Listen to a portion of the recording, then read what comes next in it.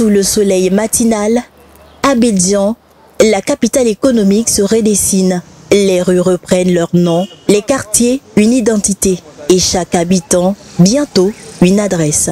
Déjà plus de 500 entités géolocalisées. Un atout pour circuler plus facilement, mieux se repérer, mais aussi pour accompagner la révolution numérique. À Treichville, la rue Ouezin Koulibaly rappelle l'histoire. Sur le boulevard Félix Houphouët-Boigny, anciennement Valéry Giscard d'Estaing, c'est un nouveau repère qui s'impose. Abidjan se construit une carte moderne, lisible, vivante. Quand on veut indiquer à quelqu'un pour qu'il puisse reconnaître là où tu es, il faut forcément donner l'ancien nom.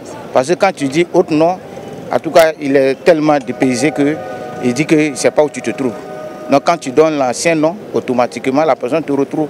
Donc avec le temps, et puis tout le monde va s'habituer. Il y a des personnes qui occupent des carrefours, bon, que leur nom occupe des carrefours que nous ne connaissons pas.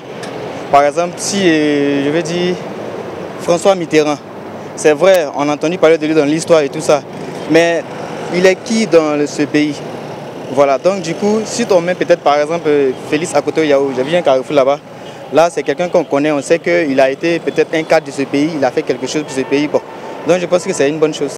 Le programme est prévu sur 3 ans. Objectif, faire de l'adressage un levier de développement et bientôt étendre le dispositif à l'ensemble du pays.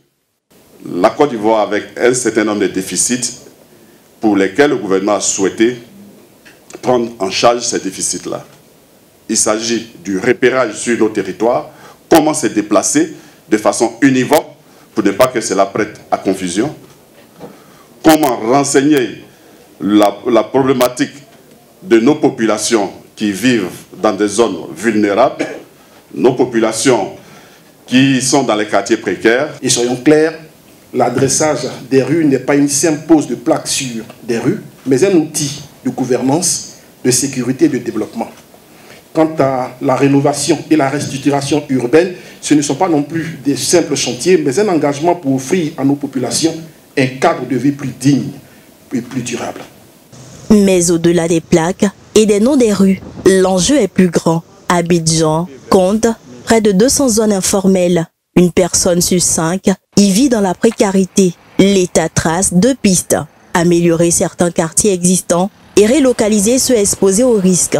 L'adressage devient alors plus qu'un repère, un outil de transformation urbain et sociale.